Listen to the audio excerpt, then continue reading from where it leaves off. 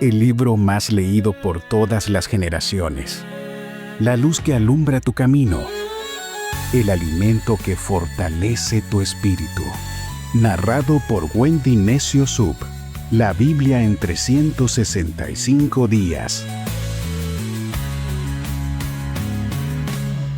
20 de abril, día 110 en la Biblia en 365 días. Hoy es el día de la fidelidad de Dios, es tu ancla. Hola, soy Wendy Necio Sub y hoy llegamos a un nuevo día de nuestra lectura de renovación y de fe. Las lecturas para este día son Josué, capítulo 21, verso 1, hasta el capítulo 22, verso 20. Lucas, capítulo 20, versos del 1 al 26, Salmo 89, versos del 1 al 13, y Proverbios, capítulo 13, versos del 15 al 16.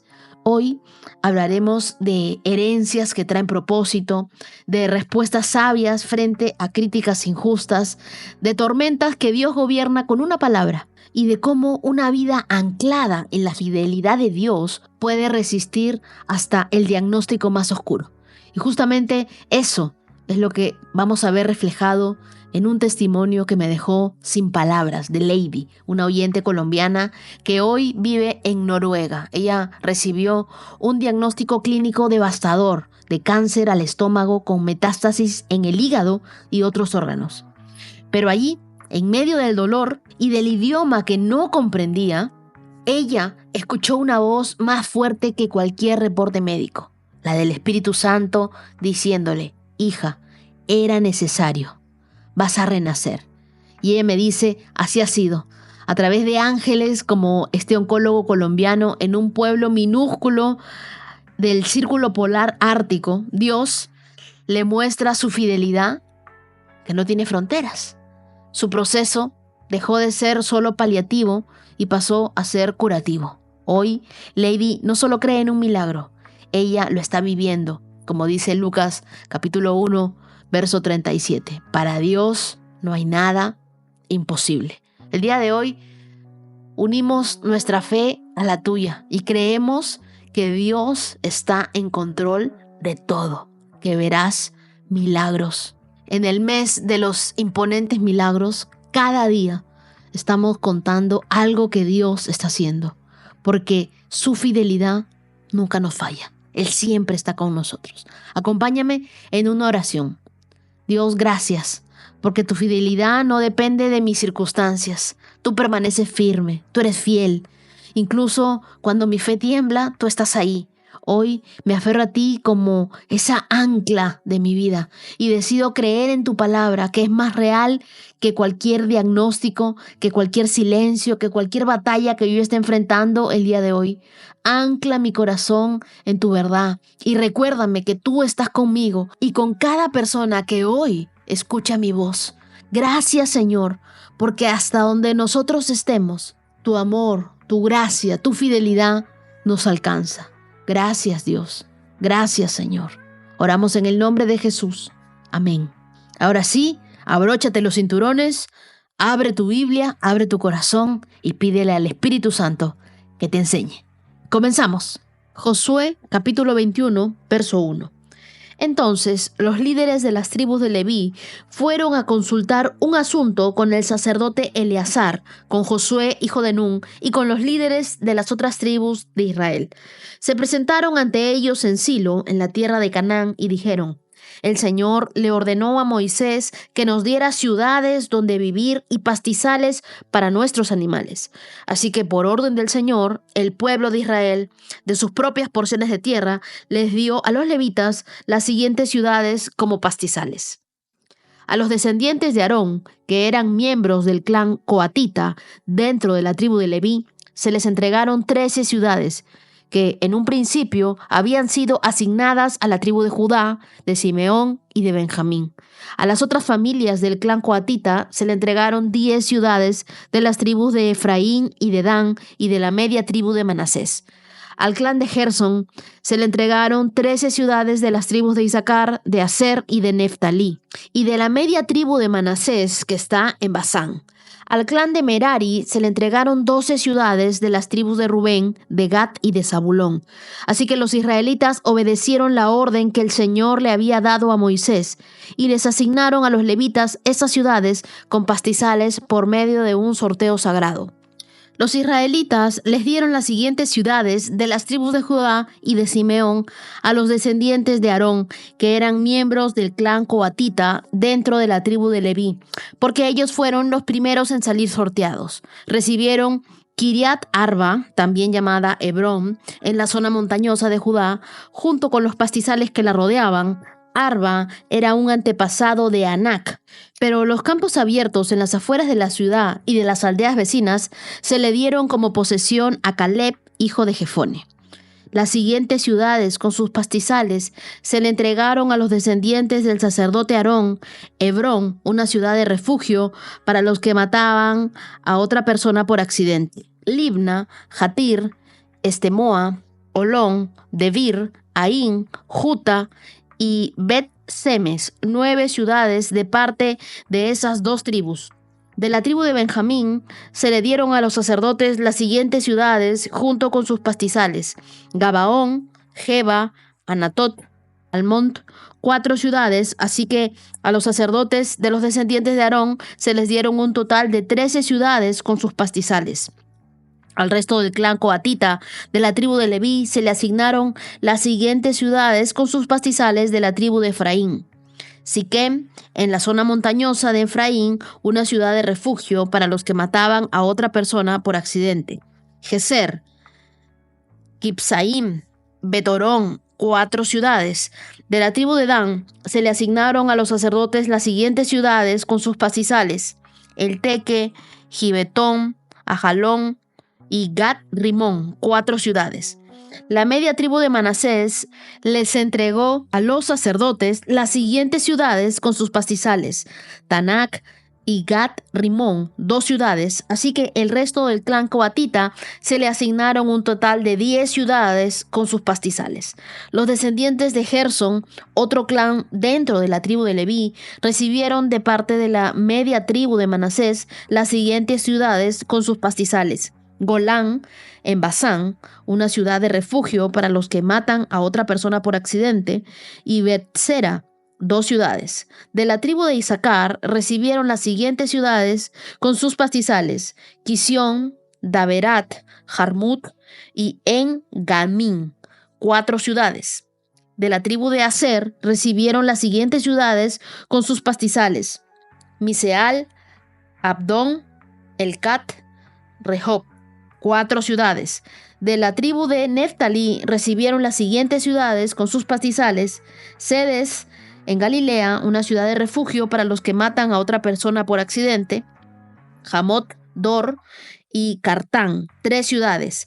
Así que al clan de Gersón se le asignaron un total de 13 ciudades con sus pastizales. Al resto de los levitas, al clan de Merari, se le dieron de parte de la tribu de Zabulón las siguientes ciudades con sus pastizales: Jocneam, Carta, Dimna y Naal, 4 ciudades. De la tribu de Rubén recibieron las siguientes ciudades con sus pastizales: Beser, Jaasa, Tademot, Mefat, 4 ciudades.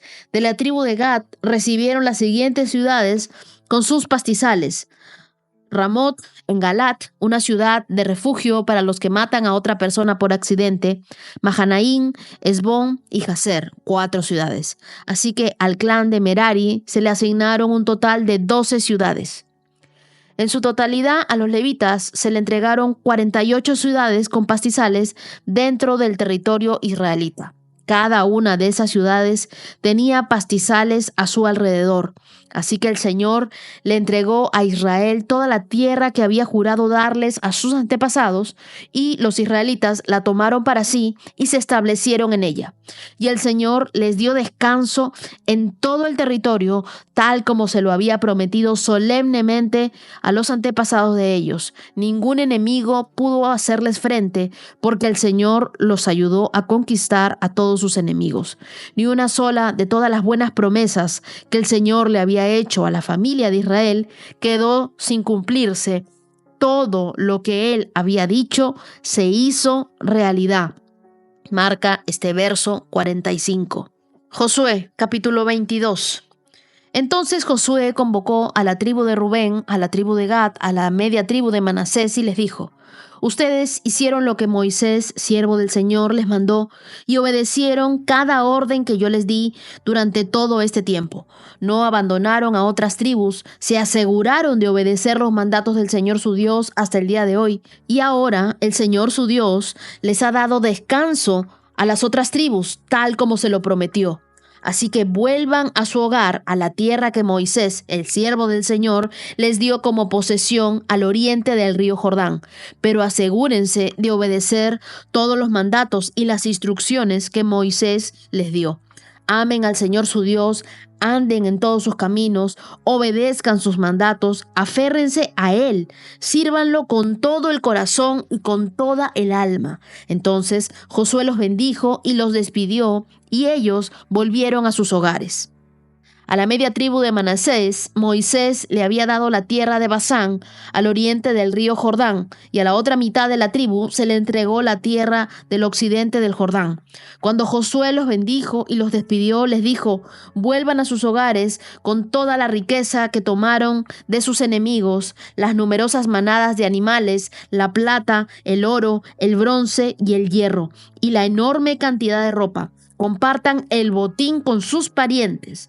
Entonces los hombres de Rubén, de Gad y de la media tribu de Manasés dejaron el resto del pueblo de Israel en Silo, en la tierra de Canaán, y emprendieron el viaje de regreso a su propia tierra de Galaad, el territorio que les pertenecía de acuerdo con el mandato que el Señor le había dado por medio de Moisés.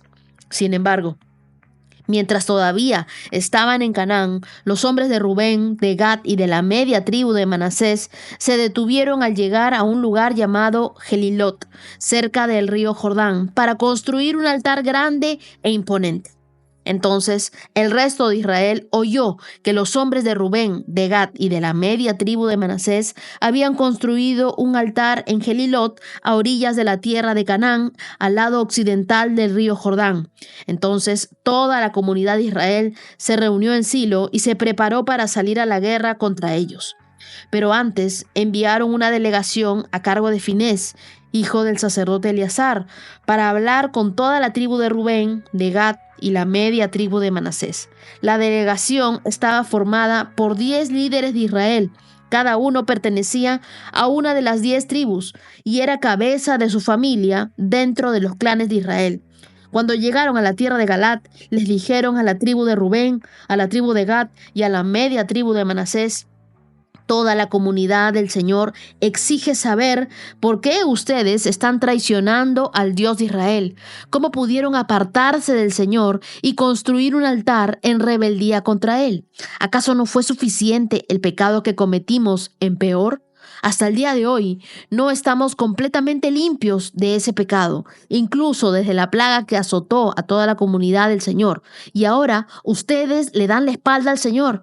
Si ustedes se rebelan contra el Señor, mañana Él se enojará con todos nosotros. Si necesitan el altar porque la tierra de ustedes es impura, entonces únanse a nosotros en la tierra del Señor, donde se muestra el tabernáculo del Señor, y compartan nuestra tierra, pero no se rebelen contra el Señor ni contra nosotros al construir un altar diferente del altar único y el verdadero Señor nuestro Dios. ¿Acaso no cayó el enojo divino sobre toda la comunidad de Israel cuando Acán, un miembro del clan de Sera, pecó al robar las cosas que habían sido apartadas para el Señor? Él no fue el único que murió a causa de su pecado. Estos pasajes cierran la fase de la repartición de la tierra prometida, pero lo que parecía un simple trámite geográfico encierra profundas lecciones. Lo primero es que los levitas no recibieron una porción de la tierra como las otras tribus y ahora son ubicados en las 48 ciudades distribuidas por todo Israel. Este detalle es clave. Dios ubicó a sus siervos entre el pueblo, no en un lugar apartado. La presencia de los levitas era un recordatorio constante. ¿De qué? De que la adoración y la instrucción, también con la justicia, deben estar al alcance de todos. Dios no te da un territorio sin darte una misión dentro de él. Así que si tú estás en un lugar, tienes una misión dada por Dios en ese lugar. La asignación no era un privilegio decorativo, sino era una responsabilidad espiritual. Así como hoy, cada llamado ministerial no es para estar en un pedestal, sino para estar entre las personas enseñando, para estar entre las personas intercediendo, para estar entre las personas guiando. Aquí hay una verdad poderosa. La herencia de los levitas era el mismo Señor. Nos lo dice Josué capítulo 13, verso 33. En un mundo donde se mide el éxito por lo que nosotros poseemos, este es un llamado radical. En Josué, capítulo 22, las tribus de Rubén, de Gad y la media tribu de Manasés regresan a su tierra y lo hacen con una misión cumplida. Ellos ayudaron a conquistar la tierra prometida para sus hermanos, tal como lo habían prometido. Antes de partir, Josué los bendice y les recuerda. Josué 22:5. Pero asegúrense de obedecer todos los mandatos y las instrucciones que Moisés les dio. Amen al Señor, su Dios, anden en todos sus caminos, obedezcan sus mandatos, aférrense a Él y sírvanlo con todo el corazón y con toda el alma. ¿De qué les está hablando aquí? De la fidelidad, de amar a Dios con todo el corazón. Y entonces ellos hacen algo inesperado. Construyen un altar cerca al Jordán. Esto desata una crisis. Las otras tribus creen que están levantando un altar rival, lo que en ese contexto equivaldría a una apostasía, que ellos estaban haciendo algo extraño, algo que Dios no había pedido. Y es que el altar que tú levantes puede unir o dividir. Todo depende de la intención de tu corazón. La sospecha era tan fuerte de que las tribus estaban listas para ir a una guerra civil, pero antes de levantar la espada, ellos levantaron la voz. Enviaron una delegación para hablar. Y cuando escucharon la razón del altar, que era solo un testimonio visual de la unidad espiritual, la paz nuevamente fue restaurada. Y yo les digo, en este momento ese es un llamado urgente a nuestra generación. En tiempos de división, donde las diferencias doctrinales, las diferencias culturales pueden generar muros entre nosotros, la comunicación con humildad puede ser ese puente que sane. Y yo recibo constantemente muchos mensajes. ¿Cuál es tu religión? Invítame a tu iglesia. Si tú tienes un grupo o de repente tú estás hablando mal en contra de mi religión, en contra de lo que yo creo, yo solamente me dedico a leer la Biblia y a explicarte las cosas que entiendo de la lectura de la Biblia. En ningún momento quiero contender con tu creencia, tampoco quiero ir en contra de ninguna religión. Yo solamente enseño la Biblia. Porque la Biblia es la palabra de Dios para mí, es toda la verdad. La suma de la palabra de Dios es nuestra verdad. Así que para mí todo lo que está en la Biblia es válido para mi día de hoy. Yo me puedo ver en el espejo de la Biblia. Dios me libre de señalar, de juzgar o de pensarme superior a alguien porque tengo la verdad. Para nada. Que el Espíritu Santo nos hable a todos. Ustedes se dan cuenta de que hay momentos en los cuales Dios me confronta, me quebranta y me está hablando mientras voy leyendo la Biblia. Y yo creo que así como lo hace conmigo, también de muchas formas te habla, te instruye, te exhorta, te confronta y tú también sientes qué es lo que Dios dice a tu vida. Pero a cada uno de nosotros Dios nos habla de distintas maneras.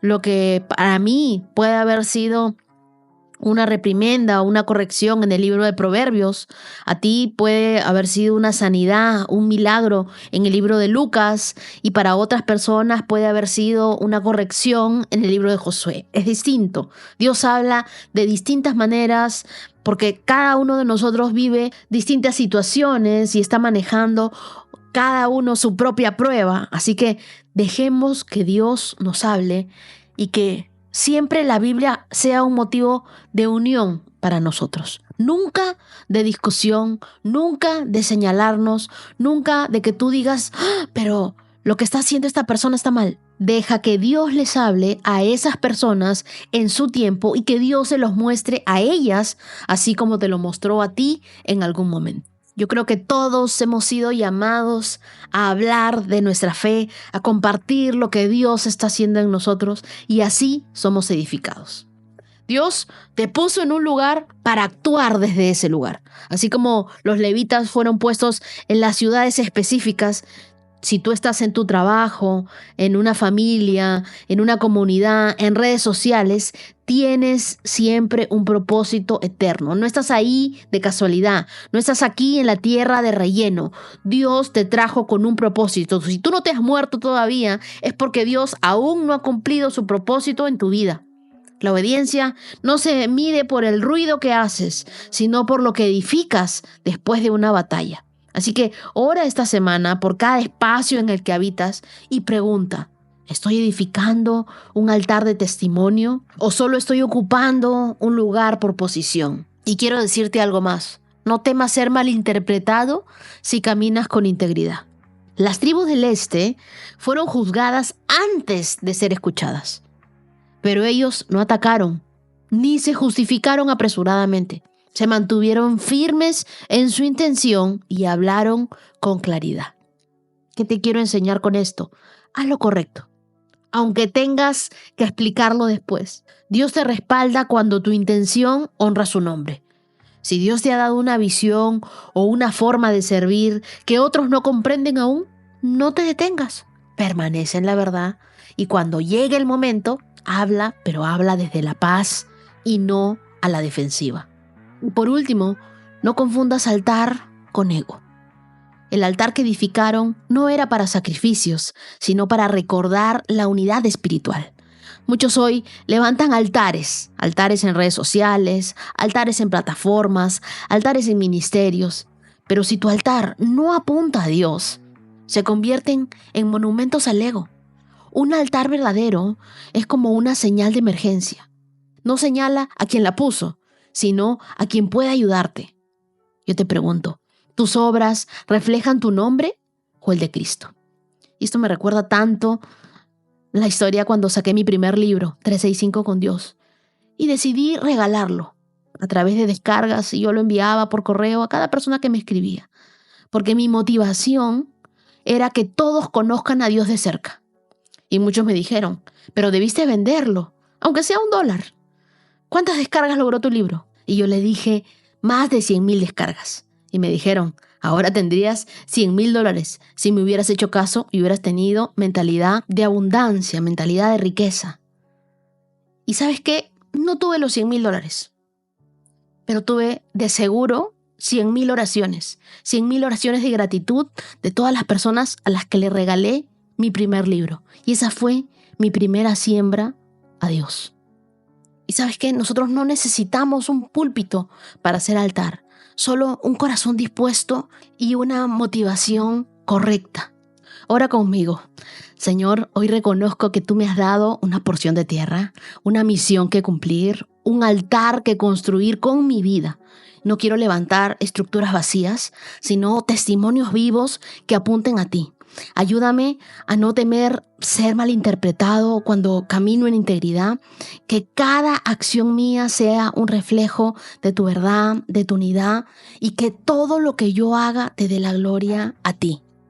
Oro en el nombre de Jesús. Amén. Lucas capítulo 20, verso 1. Cierto día, mientras Jesús enseñaba a la gente y predicaba la buena noticia en el templo, los principales sacerdotes, los maestros de la ley religiosa y los ancianos se le acercaron. ¿Con qué autoridad haces todas estas cosas?, le reclamaron. ¿Quién te dio el derecho? Primero, déjenme hacerles una pregunta, les respondió él. ¿La autoridad de Juan para bautizar provenía del cielo o era meramente humana? Y ellos discutieron el asunto unos con otros. Si decimos que provenía del cielo, preguntará por qué nosotros no le creímos a Juan. Pero si decimos que era meramente humana, la gente nos apedreará, porque están convencidos de que Juan era un profeta. Entonces, finalmente contestaron que no sabían. Y Jesús respondió, entonces yo tampoco les diré con qué autoridad hago estas cosas. Jesús se dirigió nuevamente a la gente y les contó la siguiente historia. Un hombre plantó un viñedo, lo alquiló a los agricultores arrendatarios, se mudó a vivir a otro país por varios años. Llegando el tiempo de la cosecha de la uva, envió a uno de sus siervos para recoger su parte de la cosecha. Pero los agricultores atacaron al siervo, le dieron una paliza y lo mandaron de regreso con las manos vacías. Así que el dueño envió a otro siervo, pero a este también lo insultaron, le dieron una paliza y lo despacharon con las manos vacías. Entonces envió a un tercer hombre, a quien lastimaron y echaron a patadas. ¿Qué haré?, se preguntó el dueño. Ya sé, enviaré a mi querido hijo. Sin duda, a él lo respetarán. Sin embargo, cuando los agricultores vieron al hijo, se dijeron unos a otros: aquí viene el heredero de esta propiedad. Matémoslo y nos quedaremos con la propiedad. Entonces lo arrestaron fuera del viñedo y lo asesinaron. ¿Qué creen ustedes que hará con ellos el dueño del viñedo?, preguntó Jesús. Les diré: irá y matará a esos agricultores y alquilará el viñedo a otros. ¡Qué terrible que suceda algo así!, protestaron los oyentes. Jesús los miró y les dijo: entonces, ¿a qué se refiere la siguiente escritura? La piedra que los constructores rechazaron ahora se ha convertido en la piedra principal. Todo el que tropiece con esta piedra se hará pedazos y la piedra aplastará a quienes les caiga encima. Los maestros de la ley religiosa y principales sacerdotes querían arrestar a Jesús en ese mismo momento, porque se dieron cuenta de que contaba esa historia en contra de ellos, pues ellos eran agricultores malvados, pero tenían miedo de la reacción de la gente. Esperando su oportunidad, los líderes mandaron espías que se hicieron pasar por hombres sinceros. Trataban de hacer que Jesús dijera algo que pudieran informar al gobernador de Roma para que lo arrestara. Maestro, le dijeron, sabemos que dices y enseñas lo que es correcto y no te dejas influir por lo que piensan otros. Enseñas con verdad el camino de Dios. Ahora, dinos, ¿es correcto que paguemos impuestos al César o no? Y Jesús se dio cuenta de la trampa y dijo: muéstrenme una moneda romana. ¿A quién pertenece la imagen y el título grabados en la moneda? Al César, contestaron. Bien, dijo, entonces den al César lo que le pertenece al César y den a Dios lo que le pertenece a Dios. Así que no pudieron atraparlo por lo que decía en público. En cambio, quedaron asombrados de su respuesta y se callaron. Este pasaje ocurre en los días finales del ministerio terrenal de Jesús, ya en Jerusalén, en medio de la tensión creciente de los líderes religiosos. Versos del 1 al 8 le preguntan: ¿con qué autoridad haces esto? La palabra griega para autoridad aquí es exousia, que implica con qué derecho legítimo. Jesús no solo tenía poder, tenía un derecho divino, legítimo, de parte de Dios, y por eso él hacía lo que hacía. Los líderes no buscaban verdad, ellos buscaban razones para desacreditarlo. Y Jesús, con sabiduría divina, les responde con una contrapregunta sobre Juan el Bautista, dejándolos atrapados en su hipocresía. Cuando alguien te cuestione con malicia, no le respondas con argumentos, respóndele con integridad, con tu estilo de vida. No pierdas el tiempo justificando tu llamado ante quienes no buscan comprensión, sino control. La autoridad que Dios te da no necesita defensa, necesita coherencia. Y luego, en los versos del 20 al 26, los fariseos y los herodianos se unen, una alianza extraña, para tenderle una trampa política. Le presentan una moneda a Jesús, una moneda romana, con la imagen del César. Si Jesús dice que no hay que pagar impuestos, lo acusan ante Roma. Y si dice que sí, lo acusan ante el pueblo judío. Pero Jesús responde con una sabiduría eterna. En el verso 25 dice: entonces den al César lo que le pertenece al César y den a Dios lo que le pertenece a Dios. La moneda tenía la imagen del César, por lo tanto, le pertenecía. Tú tienes la imagen de Dios, por lo tanto, le perteneces a Dios. Es lo que nos dice la Biblia en Génesis capítulo 1, verso 26. Tú y yo hemos sido hechos a imagen y a semejanza de Dios. La moneda llevaba el rostro del emperador. pero tu alma y la mía llevan el rostro de nuestro Creador. ¿Qué consejo te puedo dar yo con respecto a este pasaje? Lo primero, no te rebajes a debatir con quien solo quiere destruir. Jesús no cayó en provocaciones, tú tampoco caigas en ellas. Él sabía cuándo hablar, cuándo dejar evidencia a sus opositores y con mucha sabiduría, nunca con furia. Por ejemplo, en redes sociales, no todo lo que te comentan vale la pena responder. Lo que debes hacer tú es siempre identificar el espíritu que está detrás de esa pregunta. Si te están hablando con sarcasmo o te preguntan con humildad. A veces es mejor bloquear por paz mental. Hay algo que yo siempre hago antes de responder alguna pregunta o algún ataque. Yo digo, ¿me están preguntando con intención de aprender? ¿O me están preguntando con intención de atacarme? Lo que yo vaya a decir, ¿glorifica a Dios o solo me justifico? Y por último, ¿así respondería Jesús o estoy respondiendo yo y me he bajado de la cruz para responder? Ahora, Jesús usó una moneda para hablar de pertenencia. Así como el denario llevaba el rostro del César, tú llevas la imagen de Dios en cada célula de tu ser. El mundo quiere ponerte sellos de identidad como una moneda, ¿sí? Como el éxito, la belleza, la productividad. Pero tu valor no está en el metal, tampoco está en el dinero, sino en la imagen que portas. Tu mayor valor está en quién te diseñó, no en lo que el mundo te etiqueta. Salmo 89. Siempre cantaré acerca del amor inagotable del Señor. Jóvenes y ancianos oirán de tu fidelidad. Tu amor inagotable durará para siempre. Tu fidelidad es tan perdurable como los cielos. Dijo el Señor, hice un pacto con David, mi siervo escogido. Le hice este juramento. Estableceré a tus descendientes como reyes para siempre. Se sentarán en tu trono desde ahora y hasta la eternidad. Todo el cielo alabará tus grandes maravillas, Señor. Multitudes de ángeles te alabarán por tu fidelidad. Pues, ¿quién se compara con el Señor en todo el cielo? ¿Qué ángel poderosísimo se asemeja en algo al Señor? Los poderes angélicos más altos quedan en reverencia ante Dios con temor. Él es mucho más imponente que todos los que rodean su trono. Oh Señor, Dios de los ejércitos celestiales, ¿dónde hay alguien tan poderoso como tú, oh Señor? Eres completamente fiel. Gobiernas los océanos, dominas las olas embravecidas por la tormenta, aplastas el gran monstruo marino, dispersas a tus enemigos con tu brazo poderoso. Los cielos te pertenecen y la tierra también. Todo lo que hay en el mundo es tuyo. Tú lo creaste todo. Creaste el norte y el sur, el monte Tabor y el monte Hermón. Alaban tu nombre.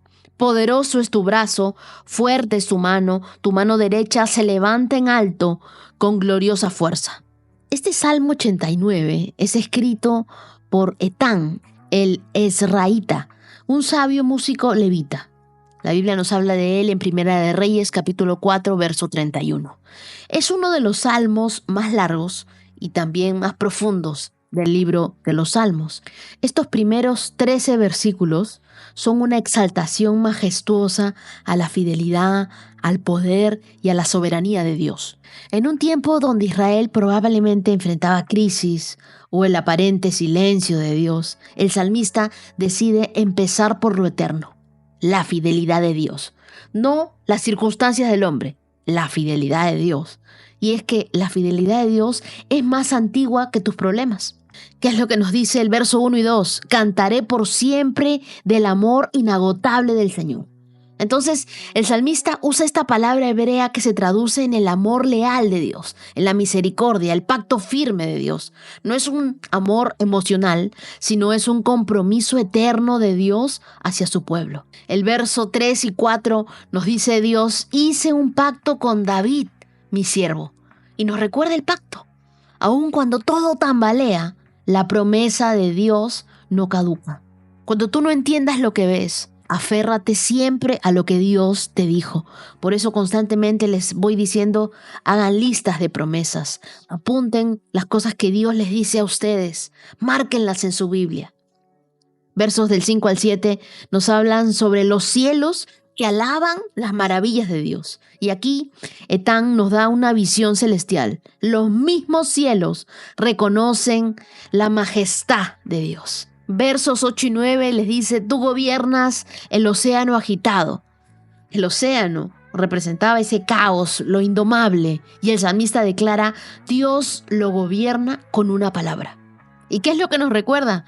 Que aun cuando las olas emocionales, financieras o familiares parezcan fuera de control, el Dios que gobierna el mar también gobierna las tormentas de tu vida. Tu vida puede estar agitada, pero si Jesús es tu capitán, no te hundirás. Entonces, recuerda lo que Dios ya hizo en tu vida. Etán, el salmista, no comienza con su tristeza, comienza con el recuerdo, porque recordar es una forma de profetizar la esperanza a tu vida. Haz una lista de intervenciones pasadas de Dios en tu vida y recuérdala en los días grises. Y después adora, incluso antes de entender. Este salmo nos enseña que la adoración no es una reacción emocional, sino es una decisión espiritual.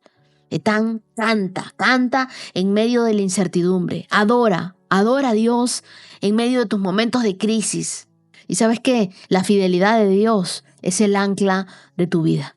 El viento cambia, pero el ancla permanece. Su fidelidad no depende de tus resultados, ni de tus emociones, ni de tus muchas labores. Tú y yo cambiamos. Dios no cambia. Dios no cambia de opinión sobre ti, aunque muchas veces tú y yo cambiamos de ánimo con Él. Me escribió en esta semana una mujer sobreviviente de cáncer y me dijo que nunca sintió que Dios la abandonara, sino que sintió que Dios la estaba puliendo desde adentro. Y cada mañana se repetía, su fidelidad no empezó en mí, ni terminará aquí. Y ese es el corazón del Salmo 89, versos del 1 al 13. Aunque el mar ruja, aunque la tierra tiemble, aunque estés pasando por una enfermedad, la fidelidad de Dios sigue siendo tu ancla, sigue siendo el ritmo más constante del universo. Así que recuerda las maravillas de Dios, recuerda los pactos de Dios, recuerda sus promesas, pero sobre todo, recuerda la fidelidad de Dios.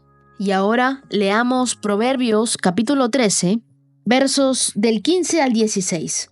Una persona de buen juicio es respetada. Una persona traicionera va directo a la destrucción. Las personas sabias piensan antes de actuar. Los necios no lo hacen y hasta se jactan de su necedad. Estos proverbios contrastan dos caminos muy marcados. El de la sabiduría, el buen juicio y el conocimiento, y el de la necedad, la traición y el exhibicionismo. Lo primero, en el verso 15, la Biblia nos habla del buen juicio, que implica entendimiento, sabiduría, discernimiento. No es solo ser inteligente, es saber cómo vivir sabiamente ante los ojos de Dios y también ante los ojos de las personas. Es que el favor no se compra, se siembra con decisiones sabias. Y el verso 16 nos hablan sobre el sabio que actúa con conocimiento.